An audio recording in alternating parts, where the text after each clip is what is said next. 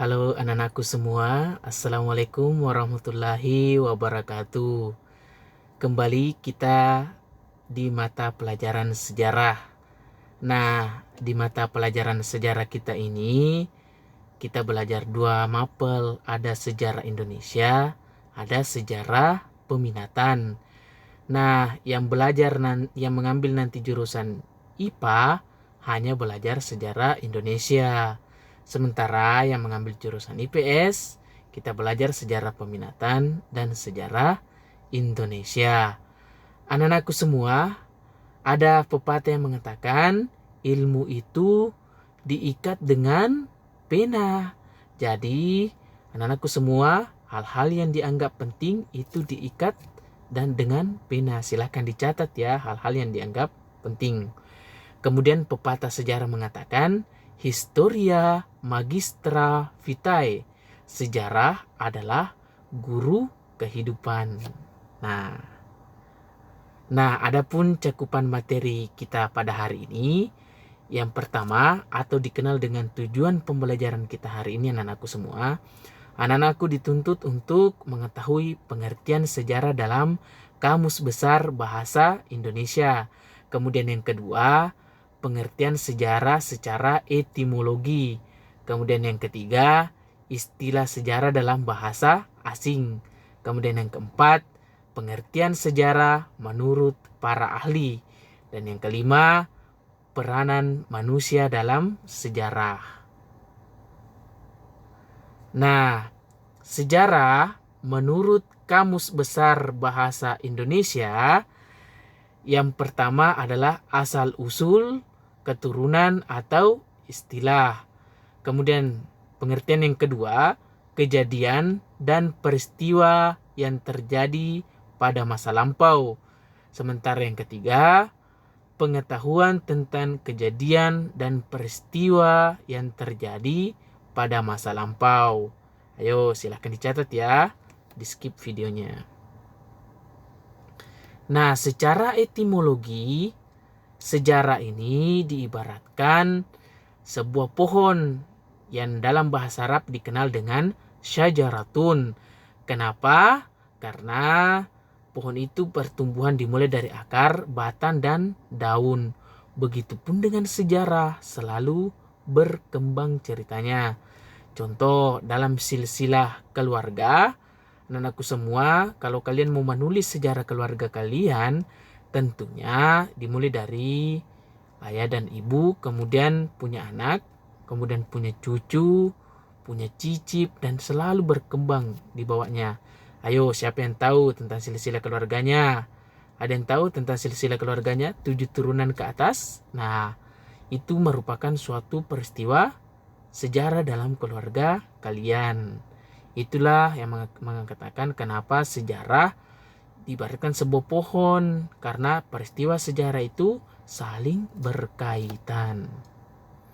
Nah, kemudian istilah sejarah dalam bahasa asing, nah dalam bahasa Inggris dikenal dengan history. Dalam bahasa Yunani dikenal dengan historia. Dalam bahasa Jerman dikenal dengan Geschichte. Dalam bahasa Belanda dikenal dengan Geschiedenis, dan dalam bahasa Arab dikenal dengan Sajaratun. Nah, pengertian sejarah menurut para ahli, yang pertama ada Herodotus. Herodotus ini dikenal dengan bapak sejarah. Kemudian dia mampu mengemukakan peristiwa sejarah secara detail. Dia mengemukakan bahwa sejarah bukan berkembang dan bergerak lurus ke depan, melainkan melingkar, dan tinggi rendahnya lingkaran disebabkan oleh keadaan manusia itu sendiri. Kemudian ada Ibnu Khaldun yang merupakan tokoh sejarah Islam yang mengemukakan sejarah sebagai catatan tentang manusia dan peradabannya dengan seluruh proses perubahan secara nyata dengan segala sebab akibatnya. Nah, selanjutnya ada R.C. Collingwood. Kemudian ada Profesor Sartono Kartodirjo. Nah, Profesor Sartono Kartodirjo ini merupakan penulis sejarah Indonesia yang mampu menulis sejarah dengan pendekatan multidimensional. Anak-anakku semua, perlu kalian ketahui pengertian sejarah menurut para ahli ini. Ada Muhammad Yamin dan Muhammad Hatta. Oke, silahkan dicatat bagian dianggap penting. Nah, siapa yang sering selfie? Ayo, siapa yang sering selfie? Yang sering selfie di zaman sekarang yang menggunakan media sosial itu sebagai pembuktian eksistensi diri. Nah, kalau masa lalu manusia mengekspresikan eksistensinya melalui lukisan, dokumen, tulisan, dan monumen. Kalau di zaman dulu, siapa yang pernah pergi ke Liang-Liang? Siapa yang pernah pergi ke Candi Borobudur, Candi Prambanan, atau siapa yang pernah melihat lukisannya Mona Lisa? Itu adalah cara manusia di zaman dulu untuk melakukan eksistensi dirinya. Cuman sekarang lebih keren ya, karena bisa diupload di media sosial. Apalagi kalau pakai TikTok. Nah, anak-anakku semua, ada peranan manusia dalam sejarah. Nah, setiap peristiwa sejarah itu memiliki tokoh sentral di dalamnya. Ada pada masa kerajaan dan pada masa kemerdekaan.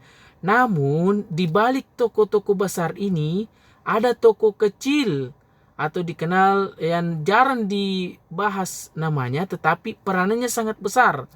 Contohnya, Frans Sumerto Mandur dan Alexus Impermendur yang mengabadikan momen pembacaan teks proklamasi. Coba kalau tidak ada kedua tokoh ini, kita tidak akan tahu bagaimana foto Insinyur Soekarno pada saat membacakan teks proklamasi. Tidak akan ada bukti dan fakta yang menunjukkan bahwa proklamasi itu benar terjadi.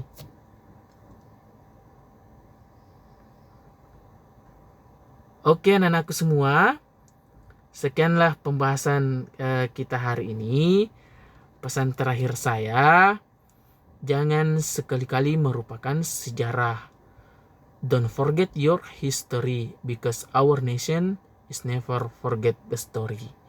Karena bangsa yang besar adalah bangsa yang tidak melupakan sejarah bangsanya. Sekian, subhanakallahumma bihamdik, asyhadu an la ilaha illa anta, astaghfiruka wa atubu ilaik. Assalamualaikum warahmatullahi wabarakatuh.